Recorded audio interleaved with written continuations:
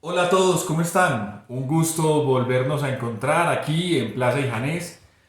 Hoy en compañía de un amigo que nos viene a hablar de su camino como lector, de su recorrido.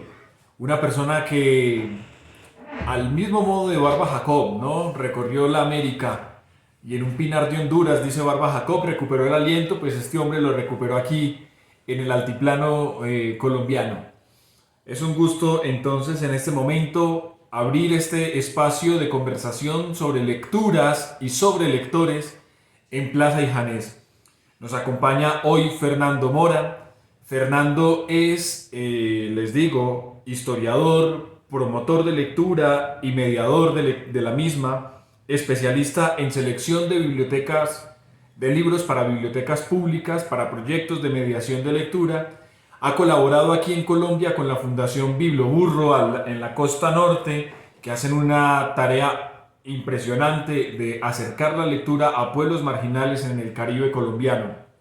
Fernando, hombre, es un gusto que nos acompañes en este momento, en esta conversación y que hablemos sobre tu historia lectora, sobre todo abrir las puertas de la casa de la propia historia de vida no es fácil. Así que, hombre, bienvenido.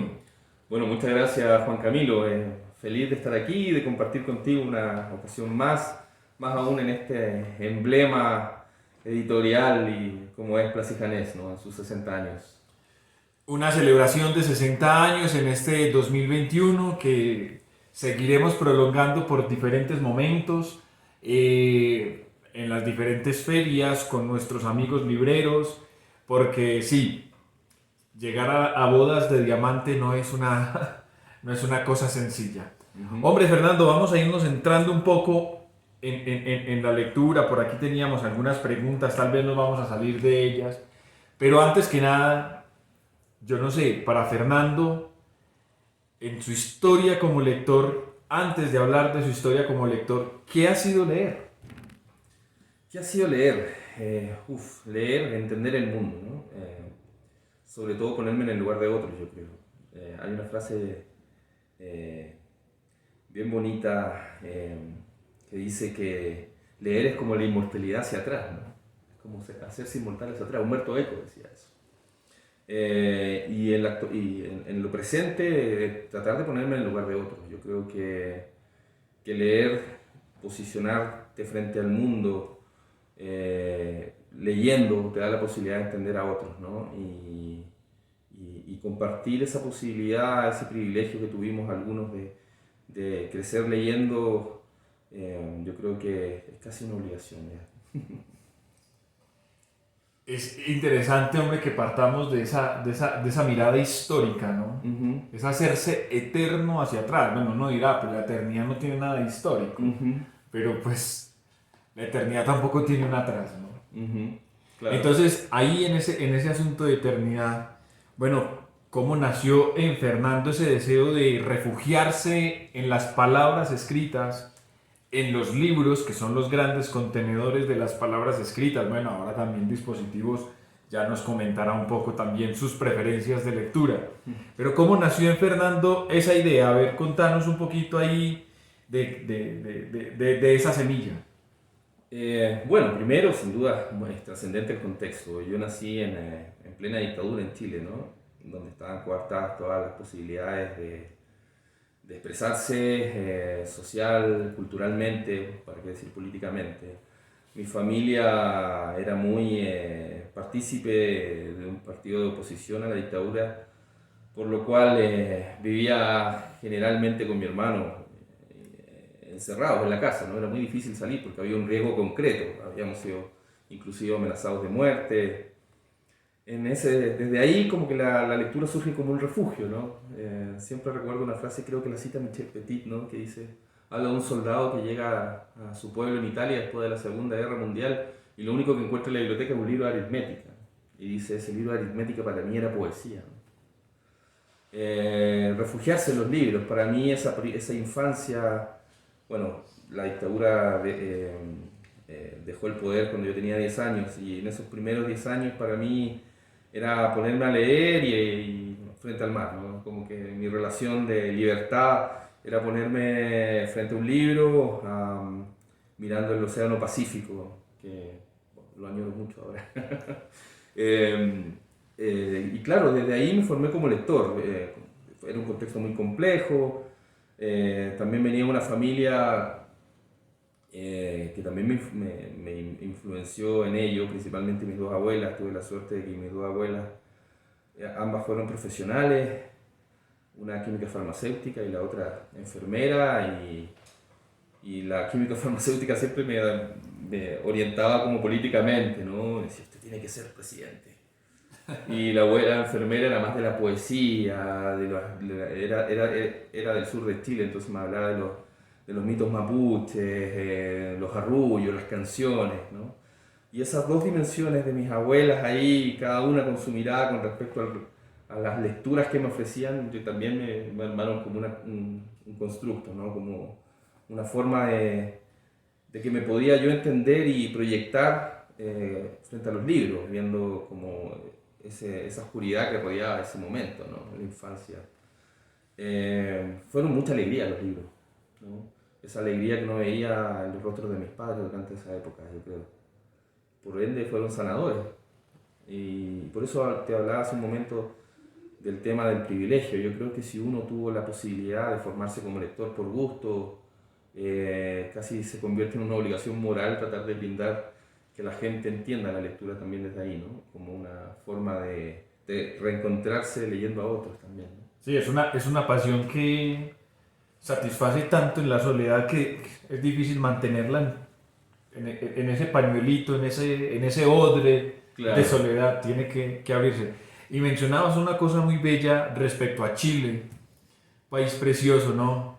El mar, el Ujú. Pacífico y la casa.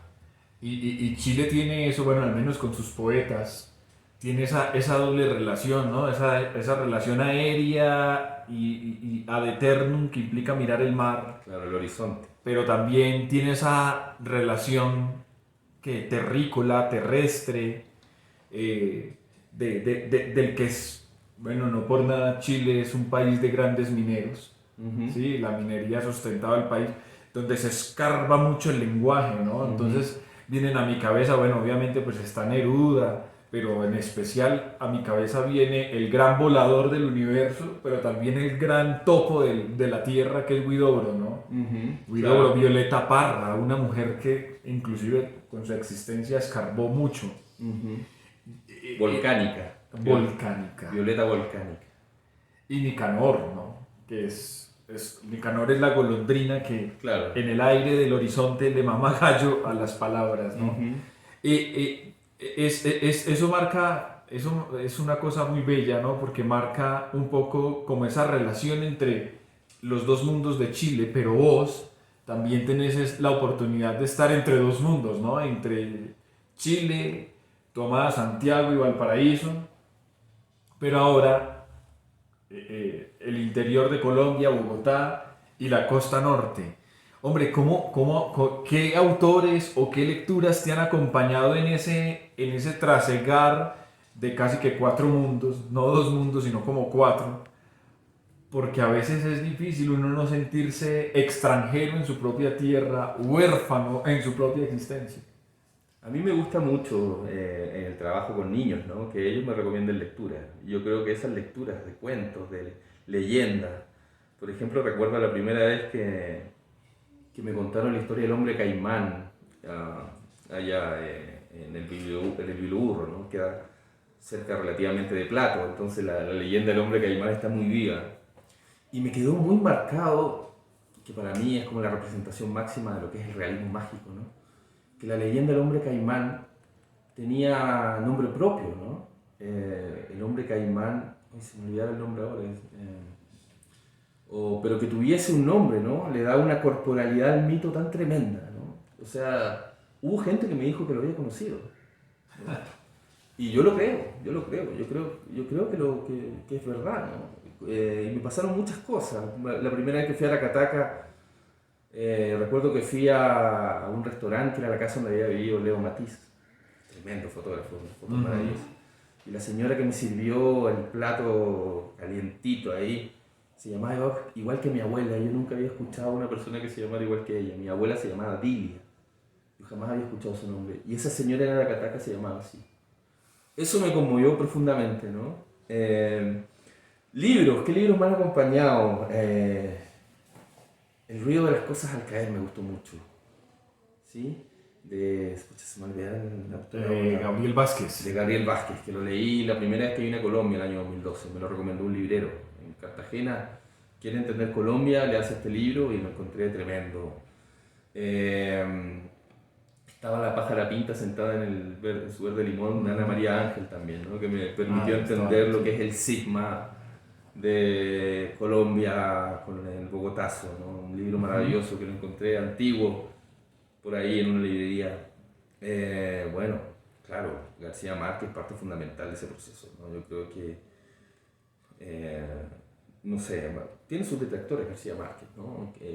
Pero para mí, viviendo en muchas ocasiones, trabajando en la costa con el Biloburro, me hace tanto sentido lo que escribo. O sea, Sí. por ejemplo, en esa misma ocasión en Aracataca me acuerdo que estaba almorzando y de repente en el techo sonaban así como unos peñascos. Y yo decía, ¿qué pasa? Un día de tremendo calor como es en la costa y esta misma señora que se llamaba como mi abuela me dice que están lloviendo mangos.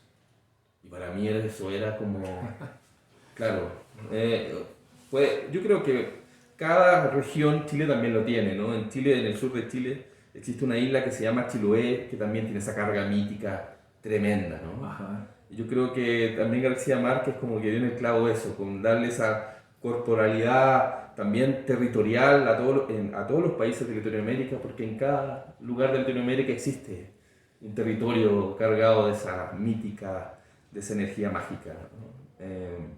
Y sigo aprendiendo mucho. Yo creo que parte importante del trabajo que hacemos nosotros como promotores y mediadores de lectura es proponer un diálogo horizontal con quienes trabajamos, con quienes leemos, con quienes mediamos, y eso produce que muchas veces quien más aprenda sea uno, ¿no?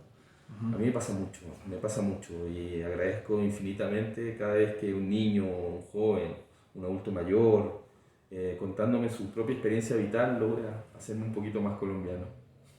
Sí, sin duda, en el lenguaje, en el lenguaje cotidiano, es que eso es una cosa muy bella en autores.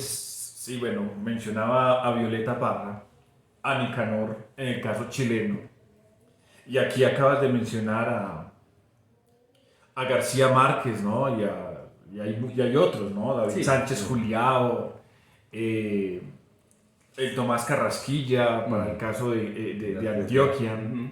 ¿cierto? Algunos inclusive con un poco más de refinamiento, como Aurelio Arturo, se me viene a la mente, del sur del país, ¿no? De Nariño. La poesía también, ¿no? Claro, escuchar las palabras hace que en el fondo se oculte algo misterioso, ¿no? Algo mítico. Esa expresión, están lloviendo mangos, ¿no? Ujú. Están lloviendo mangos. A veces a nosotros no nos puede arrebatar, pero cuando entra una mirada externa es el arrebato. Y yo creo que esa es la grandeza de de muchos de los escritores del mundo, ¿no? De Chile. Ahorita también te cuento, pues ahí, para ir conversando de cosas, me tiene sorprendido mucho leer a la Wisława Szymborska. Ujú. También una poeta que hace que uno diga, ve, pero este giro, claro, detengamos el giro de las palabras y uno se da cuenta, nada se repite dos veces, ¿no? Ujú. Nada se repite dos veces. A comenzar con esa frase tan contundente, morir, eso no se le hace a un gato, ¿no? Ya uno ya como que pausa todo. Y creo que hoy vamos a tener unos momenticos para hacer una breve pausa a la imaginación, que a veces eso nos llama. Fernando, pues te pregunto, utilizaste algo y es que los promotores de lectura, los mediadores de la lectura, cada vez aprendemos. Tenemos como esa fortuna de reconocernos en un mar bueno, Descartes lo decía, en un mar de ignorancia, ¿no? Ujú. Por lo cual cada cosa que aparece es nueva. Cuéntanos aquí en este momento, para los que tal vez nos están acompañando en la pantalla, del proyecto Biblioburro, que tal vez algunos se tendrán relación por algún comercial, porque lo han visto directamente, porque conocen un libro infantil que hay circulando por ahí.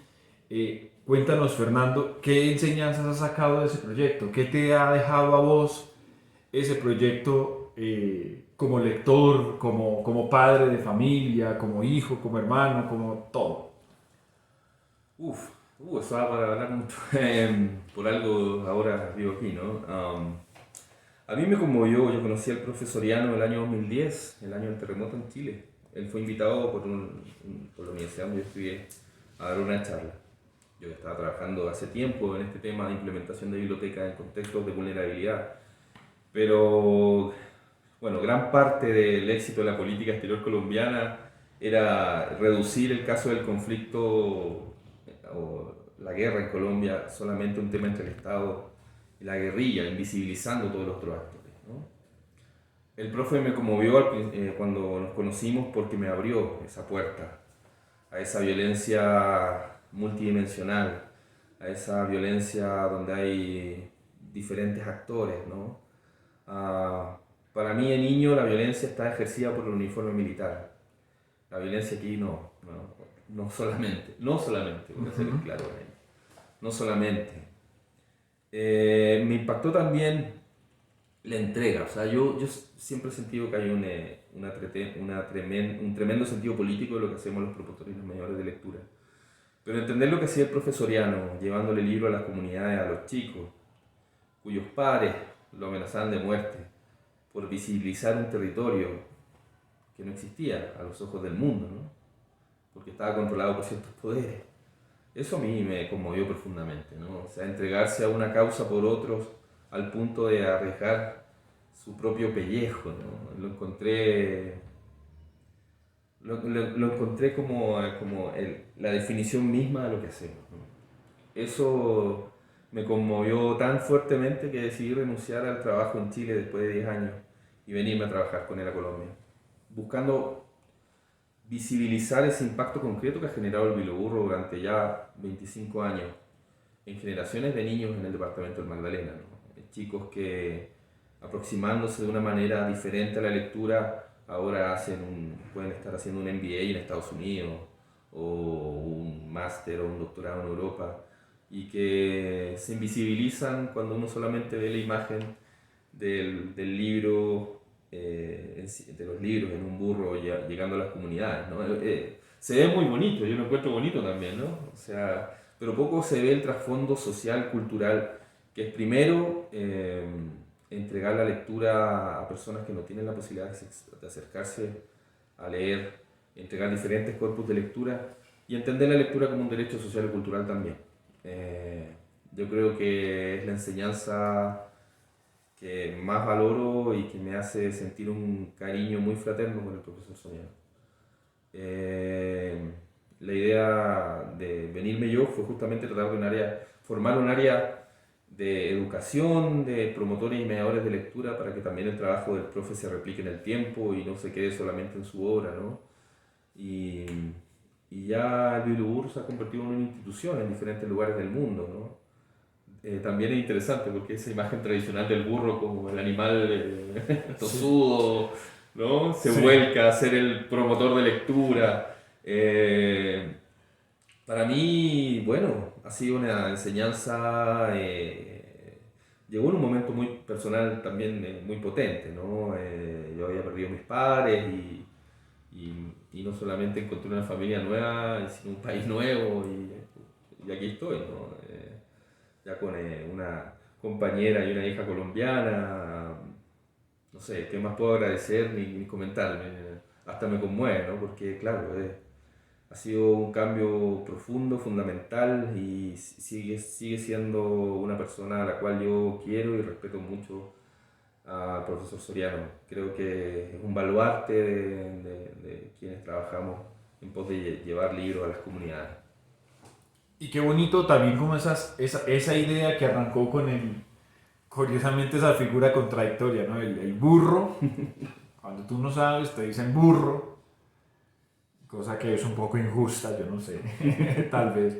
¿Cómo tomar esas dos cosas? Bueno, y además, pues porque el burro en la costa caribe colombiana, pues tiene una connotación completamente distinta. Creo que es en el departamento de Sincelejo donde se hace el Festival del Burro. Sí. Es el compañero de trabajo, ¿no? Ujú. Es el compañero para transformar el mundo, el burro. Y en Colombia también me llama mucho la atención cómo han surgido algunas otras iniciativas para el fomento de la lectura que han tomado esa figura como de cotidianizar la lectura, ¿no? Ujú. De sacarla de los salones de clase, que recién Ajá. conversábamos sobre eso, sacarla de los salones de clase, sacarla de los ejercicios académicos y tornarla en algo de la vida. Se me viene a la mente, por ejemplo, en el departamento de Antioquia, un proyecto que se llama Chiva Lectura. Ujú. Y Sí. leen en las chivas son los buses escalera, ¿no? Ujú. Los buses de escalera, cuando los campesinos van al mercado el domingo, unos promotores de lectura se montan a las chivas a compartir textos mientras se hacen esos trayectos que a veces pueden demorar horas, ¿no? Ujú. Claro. En el caso aquí de Bogotá, por citar otro ejemplo y no alargarnos mucho, está el Bibliocarrito, ¿no? De Laura Cero. Que es un Renault 4, ¿no? El carro colombiano que era como se vendió en los 70, 80 tal vez, ¿no? El carro colombiano y es un Renault 4 que está recorriendo el país, recorriendo el interior con una propuesta de lectura, de promoción de lectura, de dinamización, de creación de puentes, porque el trabajo que hacen con familias es bien interesante. Ujú. Entonces, qué bonito cómo se van hermanando estas experiencias para que la lectura esté ahí. Ah, bueno, los paraderos para libros, para parques en Bogotá, que en cierta forma es como un paradero de bus Ujú. en donde la lectura te asalta y te espera, ¿no? Claro.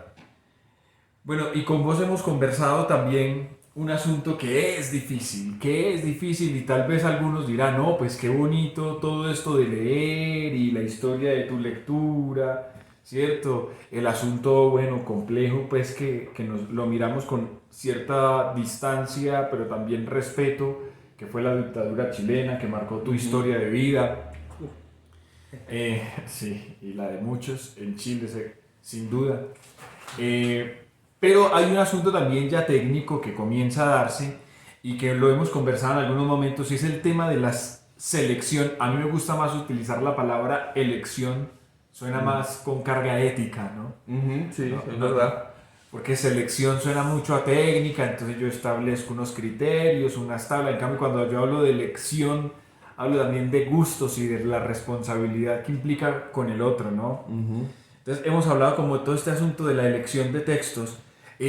No sé, ¿tenés algún parámetro, algo que te ayude en esos ejercicios de elección de textos para proyectos bibliotecarios? ¿O cómo haces vos esos procesos? Bueno, yo creo que lo primero es que uno tiene que convertirse en un lector plural, ¿no? Desde, lo comentamos hace unos minutos, de leer textos, a mí en particular mucho la autoayuda no es de mis predilecciones, pero más de una vez me tocó leer una gran cantidad de textos, algunos que me impactaron, otros que en verdad seguí considerando según lo que vi en su portada, ¿no? Como El secreto del secreto del secreto y otros más. Yo creo que primero tener esa disposición, ¿no? De leer la diversidad. Uno tiene que también tener claro que el lector también se nutre de los medios, ¿no? Si hay un fenómeno editorial, me acuerdo mucho lo que pasaba con 50 sombras de Grey, ¿no? Que había una discusión sobre, inclusive antes, recuerdo lo que pasaba con Harry Potter, que mucha gente lo denostaba, ¿no? Antes de que existiera el gran fenómeno Harry Potter, decían que esos libros de magia no sirven a los niños, ¿no? Pero en el caso particular me acuerdo de 50 sombras de Grey. Y en una conversación, en un foro, se armó la discusión y yo estaba ahí en la mesa. Yo dije que claro, que había que adquirir 50 sombras de Grey, ¿no? ¿Por qué? Porque ahí está el rol del mediador. Decirte, bueno, te interesa este tema. Le abres la puerta a un lector quizás nuevo, ¿no? Que es la nueva visión que tiene la biblioteca. La biblioteca tradicional era un espacio destinado a un lector hecho, ¿no?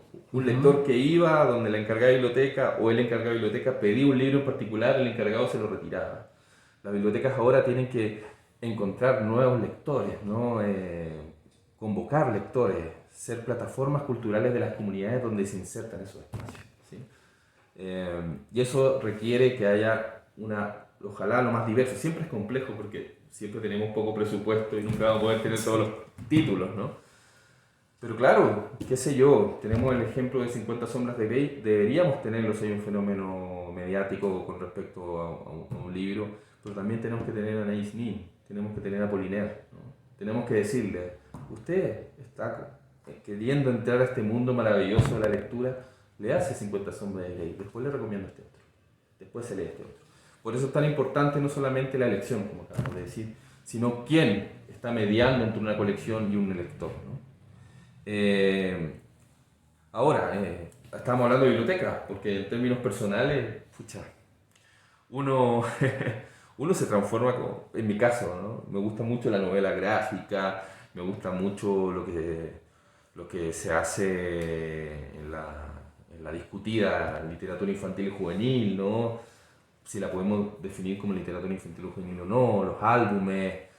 Me costó mucho, viniendo del mundo de la historia, porque había sido un gran lector de novelas en mi época juvenil. Después la historia me puso como muy concreto, ¿no? Me costó mucho después reencontrarme con la ficción y sobre todo con la novela histórica, que para muchos compañeros, profesores, era como un atentado contra la integralidad de la mirada del historiador.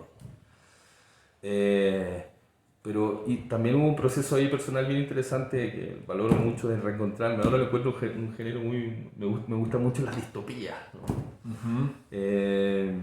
Estas como distopías como cyberpunk, sobre todo un poco que le gusta mucho a los chicos más jóvenes. También lo he asumido como un ejercicio también de entregar nuevos textos, ¿no? a chicos jóvenes.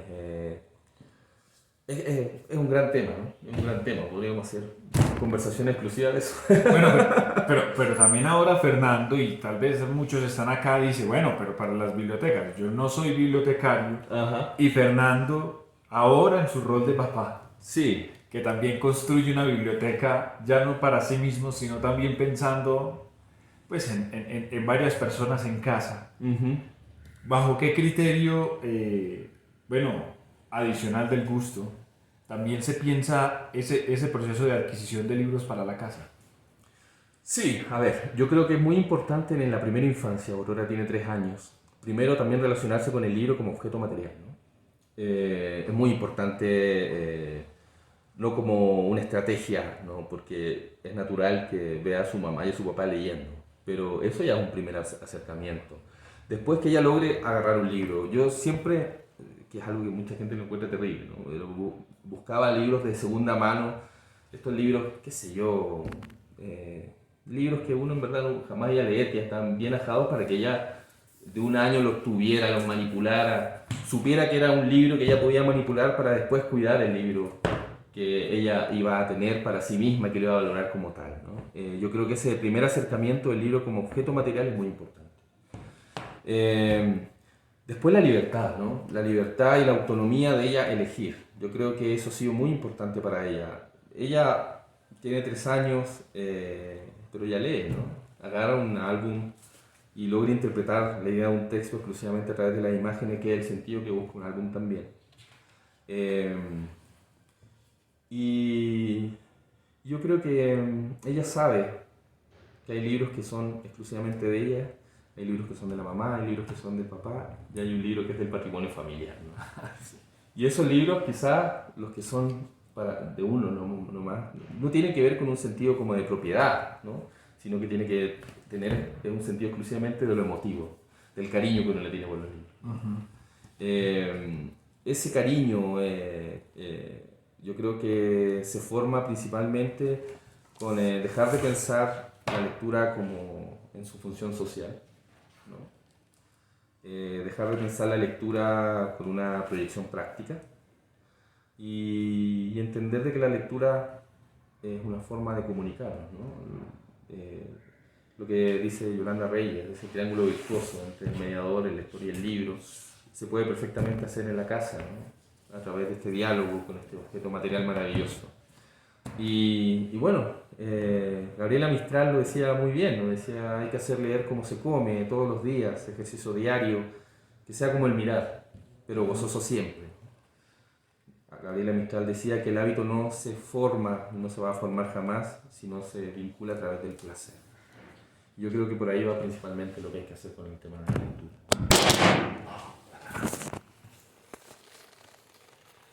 Vamos a vincular el placer. Nos caímos. Aquí nos caímos, pero Fue muy... seguimos presentes.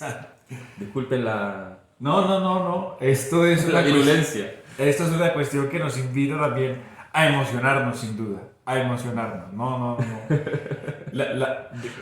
Hay un poeta antioqueño que, recordando a Antonio Machado, José Manuel Arango, recordando a Antonio Machado, decía: la poesía es emoción. La poesía es emoción. Y a veces pensamos, no, la poesía son palabras muy lindas por allá para enamorar señoritas. No, la poesía es emoción. Y lo que emociona a señoritas es la emoción. Y eso pasa con los libros. Y citando a Gabriela Mistral también. Ya, Gabriela Mistral, por favor, que es una belleza también de... Es alguien que deberíamos leer un poco con mayor atención. Con mayor atención, sin duda. No solamente los que están interesados en la poesía, sino también los interesados en la pedagogía, en acercar al libro. Y en todo el discurso de lo femenino también, esa restitución de lo femenino en la vida humana, en la vida de los seres humanos. Bien, Fernando, nos ibas a recomendar 2 libros. Contanos qué nos vas a recomendar para este momento. Es una muy compleja misión esta, ¿no? Porque uno tiene una gran posibilidad de elección de grandes libros y grandes editoriales. Quiero compartir 2 libros. Yo creo que es fundamental en estos mundos donde las redes sociales también han producido han vuelto aquellas miradas radicales que niegan la posibilidad del otro, ha vuelto el racismo, ha vuelto la segregación. Nunca han dejado de estar, porque venimos con cosas, pero se ensalzan en las redes sociales muchas veces. Yo creo que desde la primera infancia es muy importante posicionarse en el lugar del otro. El sentido de la otredad es fundamental. Si nos ponemos a dialogar en esa mirada que tienen otros, maduramos nuestra propia mirada y logramos ser más plurales, ¿no? La multiculturalidad es esencial en el mundo de hoy y eso lo podemos trabajar desde la primera infancia. Y el primer libro que les quiero mostrar es este libro maravilloso de Cóquinos, que se llama Canciones infantiles y nanas del Baobab. Son 30 canciones, es muy interesante porque son del occidente y del centro de África, que es donde principalmente vinieron los pueblos esclavizados a América, ¿sí? Entonces nos permite también, haciendo un puente quizás a la larga, volcarnos a esa historia, ¿no? De la trata de esclavos, ¿no? De esa terrible y poco valorado fenómeno que fue la brutal esclavización de más de 10 millones de personas desde África.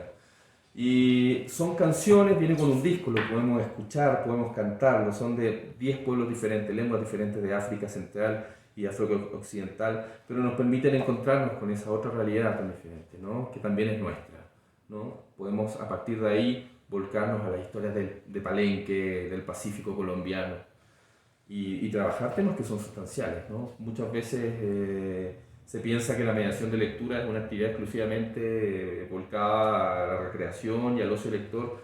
No, también hay una construcción poderosa que uno puede generar a través de diálogos que pueden surgir de libros como este. Tiene unas ilustraciones maravillosas, así que es un libro que se los recomiendo tremendamente.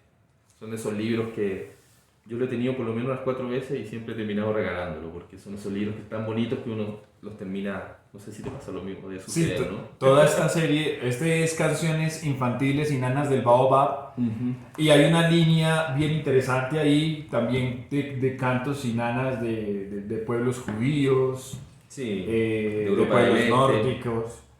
pueblos nórdicos.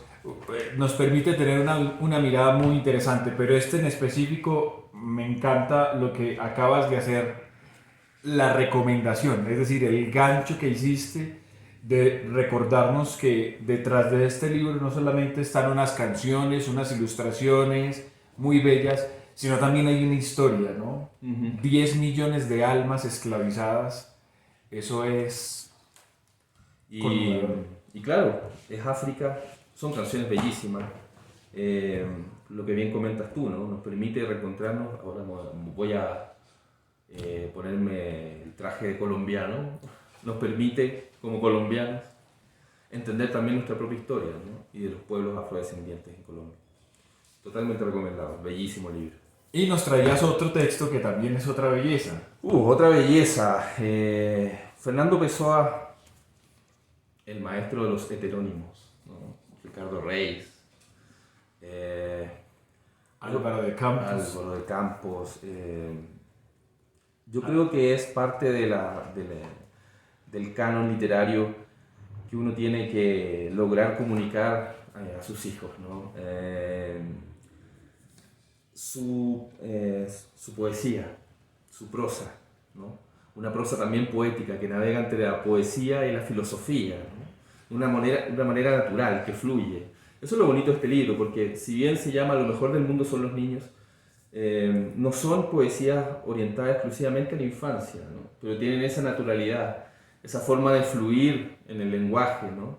Que permite llegar inclusive a los niños. Está bellamente ilustrada por Teresa Novoa, una bellísima edición como toda la colección de Gadir, ¿no? Unas ediciones maravillosas, muy lindas, ¿no? Y se los recomiendo totalmente. Bello formato, bello papel. Lo que hablábamos hace un momento, el libro como objeto material, ¿no? Acá tenemos dos libros bellísimos en su propuesta editorial. Y para qué hablar del contenido, ahí tenemos a